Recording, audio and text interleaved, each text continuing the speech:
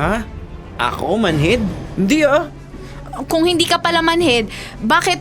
Bakit hindi ko naramdaman na gusto mo ako? For your info, matagal ko nang nararamdaman na mahal mo ako. Kung ganun, bakit hindi mo ko ligawan? Pangit ba ako? Wala ba akong appeal sa'yo? Alam mo, Casey, sorry pero mas gusto kitang maging best friend kaysa maging girlfriend.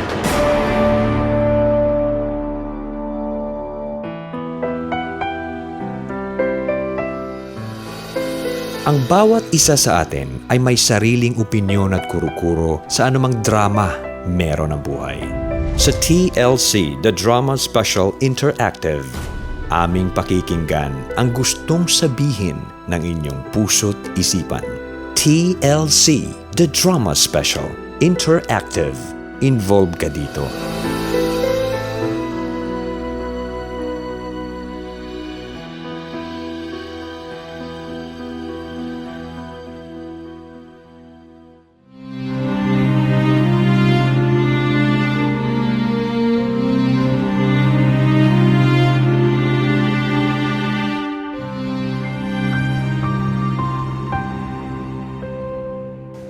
Baste! Oh, Casey, kanina pa kita hinintay ah. Saan ka ba galing? Ito ang reason kung ba't ako na-late sa usapan. Ay, ano to? Hindi ba obvious? Chocolate yema cake ang nakalagay sa box, di ba? Ang sungit ah. Oh, ayan, para sa'yo. Happy birthday! Ay, ang sweet naman ng best friend ko. Naalala pa yung birthday ko ah. Lagi ko naman ginagawa to pag birthday mo, di ba? Salamat ah. Nagkabala ka pa. Pasensya ka na pala kung hindi kita maililibre ngayon sa birthday ko ha. Kinapos ako sa allowance eh. At saka, nagbayad pa kasi ako ng fee para sa JS prom natin. 3,000 pesos din yun. Ikaw, nagbayad ka na ba?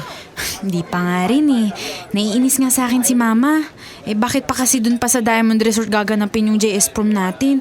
Akala daw siguro ng school natin lahat ng nag-aaral dito mayayaman. Ay, baka nga hindi na nga ako umatindi. Sayang naman kung hindi ka maka-attend. Wala akong may sasayaw dun sa prom. Huwag kang mag-worry. Ikaw pa. Ang daming babae kayang naghahangad na may sayaw mo sa prom. Gwapo Naks.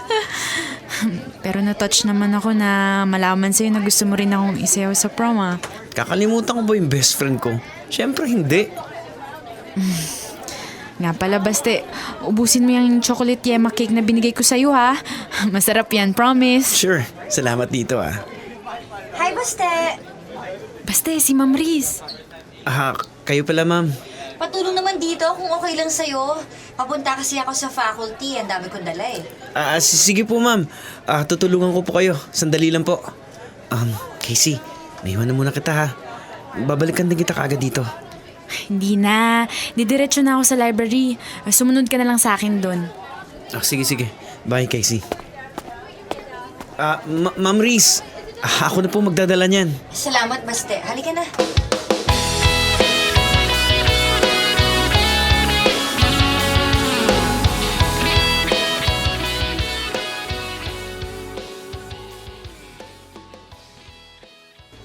Hindi ka pa ba uuwi, Casey? Hinihintay ko pa si Baste Janet Magre-research pa kami para sa report namin sa Thursday. Tingnan mo yung oras 4:00 na ng hapon. Kanina ka pang tanghali na nandito sa library Baka umuwi na yun. Tinext mo na ba kung nasa na siya? Oo, kanina pa, pero wala siyang reply. Baka nga siguro umuwi na yun. Ay naku, bahala siya sa buhay niya. Wala siyang report. Nga pala, kamusta na kayong dalawa? Kailan ba papansinin ni Baste ang beauty mo? Ay, ewan ko. Bahala siya sa buhay niya. Psst, huwag kang maingay masyado. Nasa library pa tayo. So, hanggang ngayon friend zone ka pa rin sa kanya? Kasi naman, Casey, ayaw mo pang gumawa ng first move. Bakit naman ako gagawa ng first move? Janet, hindi naman ako desperada na makuha si Baste. At saka nakakababa ng pagkababae kung ako gagawa ng first move, no? Susme, normal na yun, girl. Walang masama kung babae na ang gumawa ng first move. Janet, ang cheap kayang tingnan yun. Ano ka ba? Hay nako, naturingan kang millennial pero yung ugali mo, daig mo pa si Maria Clara. At saka anong cheap sa paggawa ng first move? Sign kaya yun ng women empowerment. Anong woman empowerment ka dyan? Basta Janet, kung ayaw sa akin ni Baste, bahala siya. Ano kung hindi ako maghahabol sa kanya, no? Siguraduhin mo lang, girl, na hindi ka iiyak oras na maunahan ka ng ibang babae sa puso ni Baste.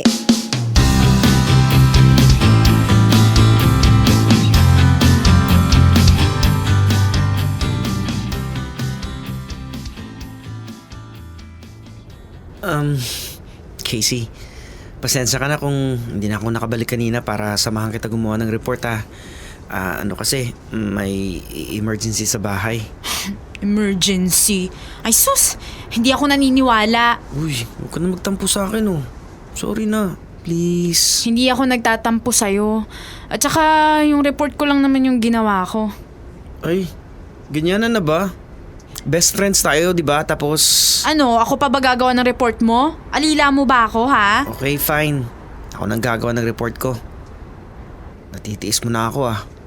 Ayaw mo na yata ako maging best friend ah. Drama talaga nito. Matitiis ba naman kita? Siyempre, ginawa ko na rin yung PowerPoint presentation ng report mo. Talaga? Sabi ko na nga ba eh. Hindi mo ako kaing tiisin eh. Thank you, Casey. Ano, thank you. May kapalit yan, ha? Ha? Ano naman kapalit? Kiss. Joke lang. Kiss lang pala eh. Di pagbibigyan kita. Uy, joke lang yun. Bakit mo ako inalikan sa pisngi? Sabi ko joke lang yun, di ba? Joke ka dyan. Alam kong hindi biro yon. If I know, matagal mo na akong pinapangarap na bigyan kita ng masarap na halik.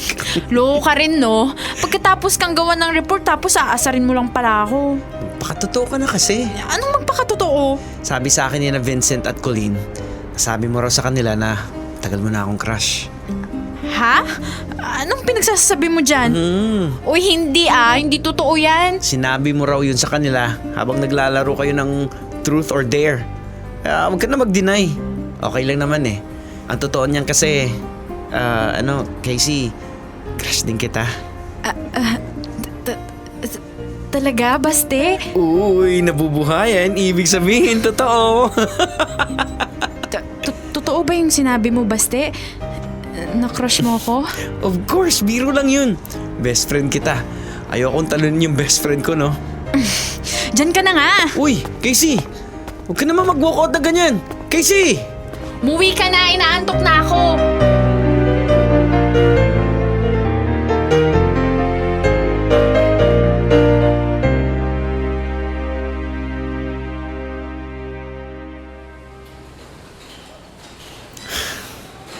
Ang tagal naman ni Casey pumunta dito sa kantin.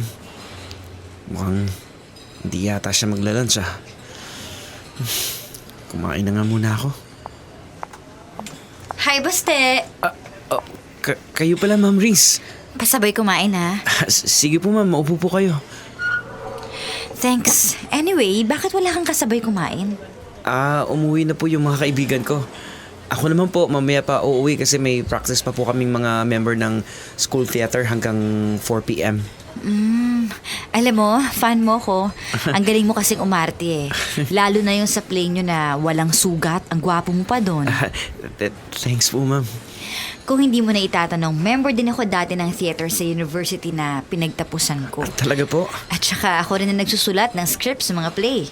Ang galing niyo naman, ma'am. Well, thanks. Pero mas magaling ka, Baste. Kaya nga loading-loading kita eh. Sana maging artista ka in the future. Tapos ako magiging presidente ng fans club mo. Sana nga po, ma'am. Magkatotoo yung mga sinasabi niyo. Mukhang naistorbo kaya ang pagkain mo. Sige, kumain na tayo. Pero alam mo, Buster, kung halos magkasing edad lang tayo, at noon pa tayo nagkita, baka siguradong tayo na. Ano po? Wala. Pag-compare sa ninyo sinabi ko.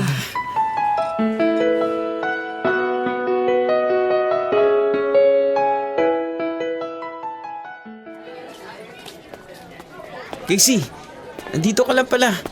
Kanina pa kita hinahanap eh. Kanina pa raw hinahanap. Asus! Nakita ko magkasama kayo ni Ma'am Riz kanina. Sinamahan ko lang siya pabalik sa registrar's office. Hinihintay kasi kita para sabay na tayong umuwi kaso napadaan si Ma'am Riz sa gawi ko eh. Maraming dala kaya ayun, tinulungan ko nang buhatin yung mga gamit niya. Ano? Uwi ka na ba? Tara na. 3 p.m. na. Manood pa ako ng TV pag uwi. Basta may tatanong ako sa'yo. May gusto ka ba kay Ma'am Riz? Ha? Seryoso ka dyan sa tanong mo? Bakit naman ako magkakagusto sa kanya? Maganda si Ma'am Riz, ha? Beauty queen ng aura. Matangkad. Maputi. Oo. Maganda si Ma'am Riz at aaminin ko sa'yo na nagkakrush ako sa kanya dati. Pero alam kong hanggang dun lang yun. Hello, almost 15 years ang tanda niya sa akin. At saka sa ganda niyang yun, malabong walang boyfriend yun.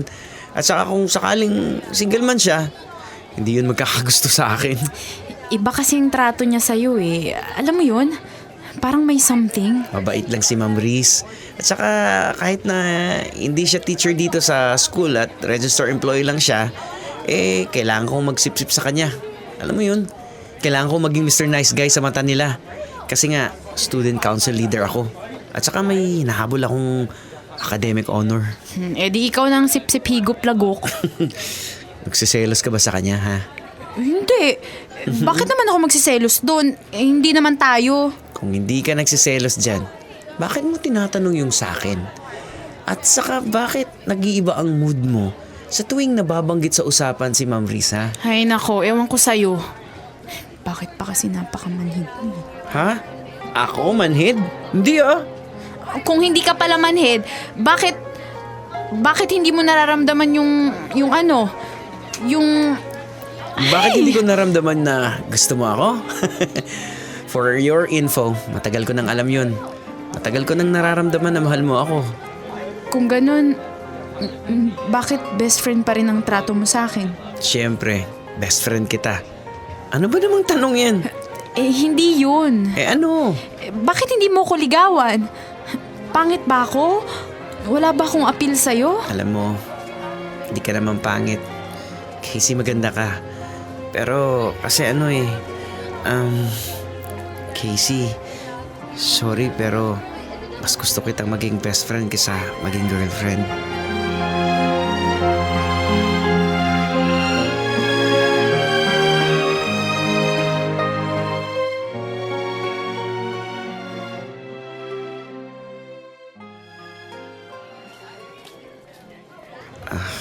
Iniiwasan na ako ni Casey simula nung sinabi ko yun sa kanya.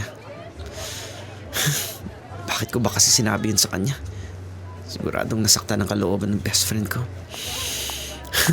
Baste! Buti naman at di ka pa umuwi. Para naman may kasabay ako sa pag-uwi. Kayo pala, Ma'am Riz. Oh, ba't malungkot ka? May problema ba sa studies mo? Wala naman po. Pero kasi Tungkol ba yun sa inyo ni Casey? Well, napapansin ko kasi na hindi na kayo magkasama at nag-uusap. Nililigawan mo ba siya? Hindi po, ma'am. Pero nasaktan ko po yung kalooban niya. Paano mo naman nasaktan ang kalooban niya? Oops, baka hindi mo gusto i-share. Okay lang. Alam mo, para mawala yung lungkot mo, ayain na lang kita sa bahay ko. You know, inom-inom, kwentuhan, happy-happy. Don't worry, hanggang 8 lang tayo ng gabi. Siguro naman hindi strict ang parents mo. Hindi naman po sila masyadong stricto. So tara, let's go sa house ko?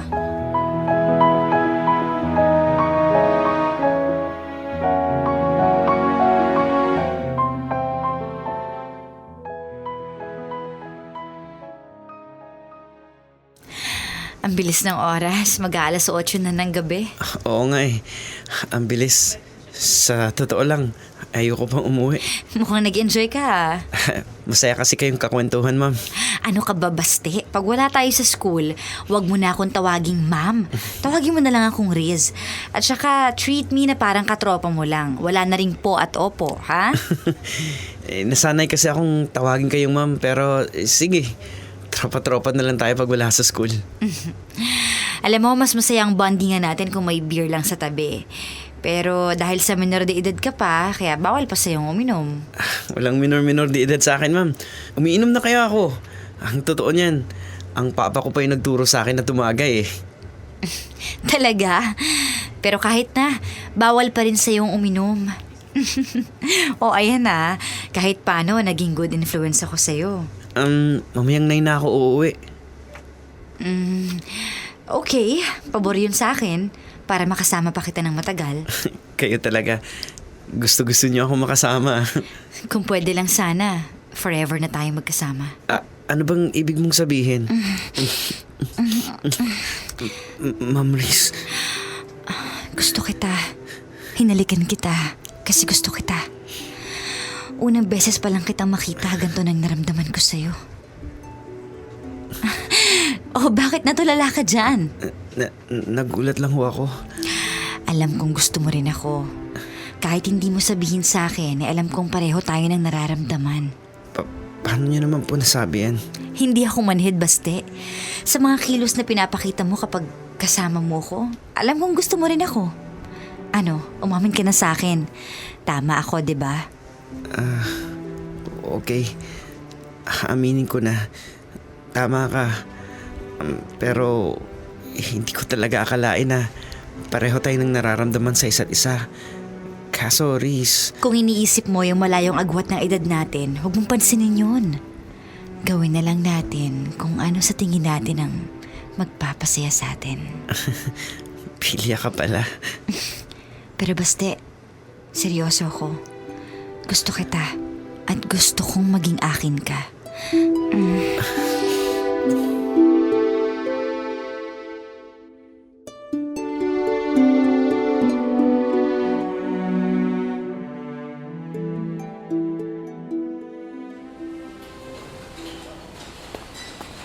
Ikaw ha, hindi ka na namamansin. Ikaw pala, Casey. Bakit naman hindi mo na ako pinapansin ha? Akala ko kasi iniiwasan mo ako dahil dun sa nangyari dati. Kaya inayaan na lang kita. Baka kasi ayaw mo na sa akin eh. Ikaw naman, parang hindi ka na nasanay sa akin. Minsan nagkakatampuhan tayo, pero alam mo namang konting lambing mo lang sa akin mawawala na yung tampo ko, 'di ba? Hindi kaya kita kaya matiis kasi best friends tayo, 'di ba? Sorry, Casey ah. Pasensya ka na kung minsan nababaliwala kita. Anong minsan? Madalas kaya? Pero baste, wala na yun sa akin.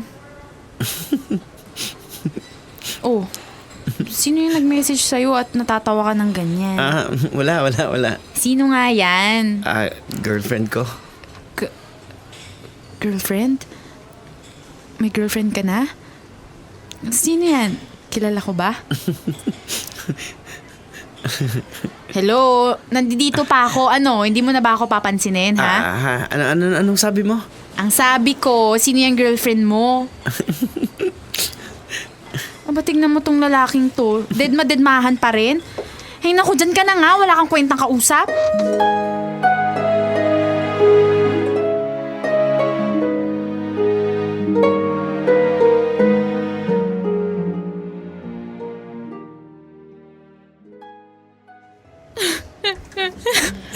Huwag ka nang umiyak.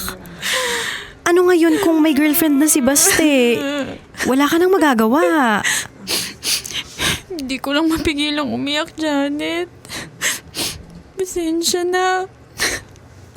Ay, kailangan mo na kasing gumising sa katotohanan. Huwag ka nang maging hopya queen. Si Baste, best friend lang ang tingin niya sa'yo. Hindi pa naman katapusan ng mundo para sa'yo, Casey. Marami pang mga lalaki dyan na pwedeng magmahal sa'yo. Kaya ikaw, tigilan mo na yung kakaiyak mo dyan. Pero, Janet, napapaisip ako kung sino ba yung girlfriend ni Baste. Bakit kailangan mo pang malaman yun? Wala naman sigurong masama kung alamin ko, 'di ba? Best friend ko naman siya. Ayaw na nga niyang sabihin sa'yo, 'di ba? At saka kung malaman mo man kung sino yung lucky girl, may magagawa ka ba? Wala. Alam mo, kaya ayaw niya sigurong malaman mo, baka sekreto yung relasyon nila. At saka malay mo, kaya hindi niya sinasabi sa'yo kasi kahit nasabihin niya sa'yo, kung hindi mo kilala, wala din. Dito ba sa school, bukod sa akin, kanino pa bang babae siya malapit? Parang hindi naman siya close sa mga babae. Si Apple, minsan malapit sila, baka siya. Hindi si Apple. Girlfriend yun ni Vincent eh. Wala naman siguro siyang plano na mang-agaw, di ba? Teka, sino pa bang close na babae sa kanya? Si Ma'am Riz kaya? Pero parang imposible. Malaki ang agwat ng edad nila. Hindi pa patol si Baste dun. Pero, Janet, alam mo ba, isa si Ma'am Riz sa pinagseselosan ko noon. Para kasing may something kay Ma'am Riz eh. Alam mo yun? Pag magkasama silang dalawa, parang meron siyang gusto kay Baste. At saka si Baste, umamin sa akin na crush niya si Ma'am Riz. Ay, kung si Ma'am Riz man yan, o kung sino mang babae, hayaan mo na lang si Baste. Kung saan siya masaya, suportahan mo na lang. Try to move on na, Cassie. Uulitin ko ha, move on.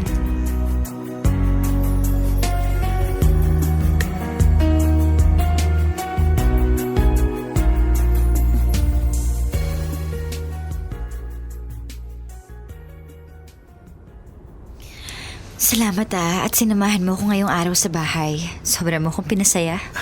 Ako rin naman. Sige, uuwi na ako. Mag-iingat ka ha. I love you. I love you too. Bye. See you tomorrow. 8 na pala ng gabi. Kailangan ko nang umuwi. Baka pagalitan pa ako ni na mama at papa. Baste? Uy, Casey. Nandiyan ka pala. Wait, kanina ka pa dyan? Nakita ko kasi kayong dalawa na sabay umalis. Na-curious ako kaya sinundan ko kayo. Eh di ko naman nakalain na tatagal ka pala dyan kay Ma'am Riz kaya naghintay na lang ako dyan sa kalapit na sari-sari store. Ibig sabihin, 3 oras mo akong hinintay na lumabas. Ibang klase. Bakit mo naman kami sinundan? Kasi naman ikaw, iniiwasan mo na ako. Eh kung tratuhin mo ako parang hindi mo na ako best friend eh. Iba na talaga pag may girlfriend. Casey, may ipapakiusap sana ako sa'yo. Please, huwag mo sanang ipagkalat sa mga kaklase natin sa tropa yung mga nalaman mo ngayon. Malaking issue kasi kapag nalaman ng lahat na may relasyon kami ni Ma'am Riz. Huwag kang mag-alala. Hindi ko pagsasabi kahit kanino. Pero Baste, sa dinami-rami ng babaeng pwedeng maging girlfriend, bakit si Ma'am Riz pa? Bakit siya pa? Ang laki ng agwat ng edad nyo, tapos minor de edad ka pa. Alam ba to ng mga magulang mo? Hindi. Hindi to alam ng mga magulang ko. Wala pang nakakaalam nito maliban sa'yo. At saka, hindi naman nababase sa edad ang pag-ibig, di ba? Oo nga, pero kasi Baste, 15 years ang agwat nyo ni Ma'am Riz. Hindi ba awkward ang relasyon nyo? Walang basagan ng trip. Mahal mo ba talaga siya? Casey, mahal ko si Riz. At wala kaming pakialam sa sasabihin ng iba. Oo na. Oo na, wala na kaming pakialam. Oh, bakit ka ganyan? Naano ka ba? Ay naku, umuwi na nga tayo.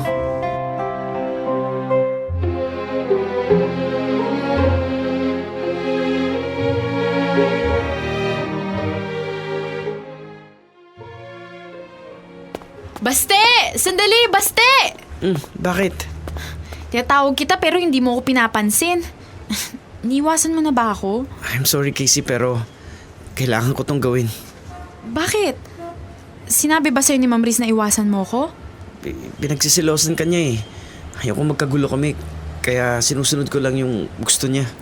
Huwag mo naman gawin sa akin to.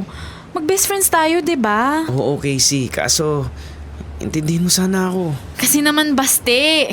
Bakit siya pa? Bakit hindi na lang ibang babae na kasing edad mo? Hindi kayo bagay na dalawa. Tama na Casey. At saka sino ka para questionin yung kagustuhan ko? Oo, magkaibigan tayo. Pero wag mo akong pigilan o diktahan kung anong gusto kong gawin sa buhay ko. Concern lang ako sa'yo. Kaya ako ginagawa to kasi mahal kita. Kung ganon, hindi ko kailangan ng concern ng pagmamahal mo. Grabe ka naman, Baste. Sobrang mo na sinasaktan yung kalooban ko. Casey, ilang beses ko na bang sinabi sa'yo na hanggang friends lang tayo? Hindi Hindi ko naman sinabi sa'yo na maging hopya ka forever. Casey, ayokong saktan ng kalooban mo. Pero hindi mangyayari yung gusto mo mangyari. Oo, best friend kita. Pero mas priority ko pa rin ang mahal ko. Ang relationship namin. At kung sabihin ninyong lahat na mali tong nararamdaman namin, wala akong pakialam. Buhay namin to. At masaya kami sa ginagawa namin. Sana maging masaya ka rin para sa akin, Casey. Please. Unawain mo sana ako.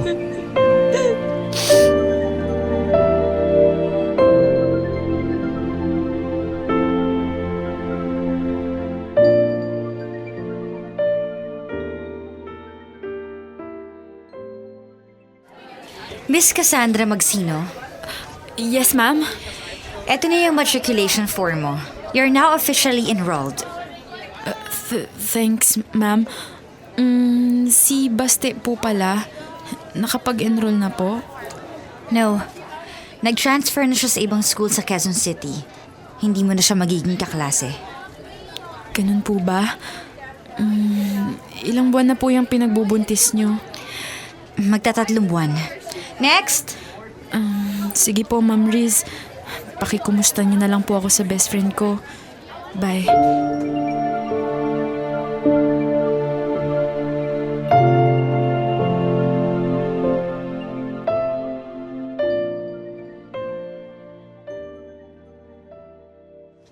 Hello? Baste? Ako nga to. Kumusta ka na? Eto, ayos naman. Ikaw? Ayos lang din. Buti naman at pinapayagan ka ng girlfriend mo na tumawag sa akin. Ang totoo niyan. Humanap na ako ng tiyempo para makatawag sa'yo. Kamusta na pala ang tropa? Ayun, medyo naninibago kasi wala ka na. Congrats nga pala sa'yo, magiging tatay ka na. Ang tanong, handa ka na ba dyan sa responsibilidad mo? Ang totoo niyan, hindi pa. Pero eto, tuloy pa rin kami ni Riz kahit na maraming problema.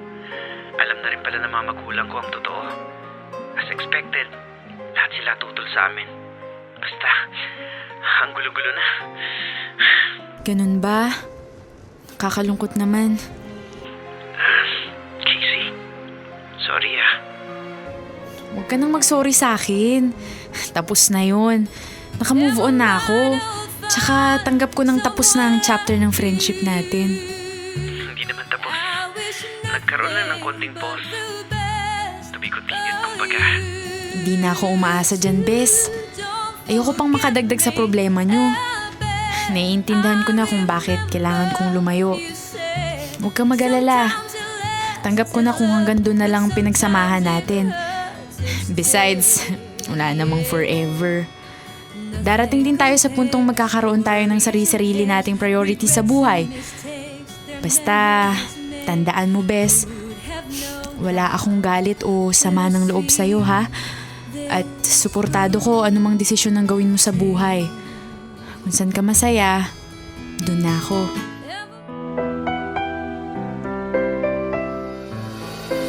Ang bawat isa sa atin ay may sariling opinyon at kuro-kuro sa anumang drama meron ang buhay. Sa TLC, The Drama Special Interactive, aming pakikinggan ang gustong sabihin ng inyong puso't isipan. TLC, The Drama Special Interactive. Involved ka dito.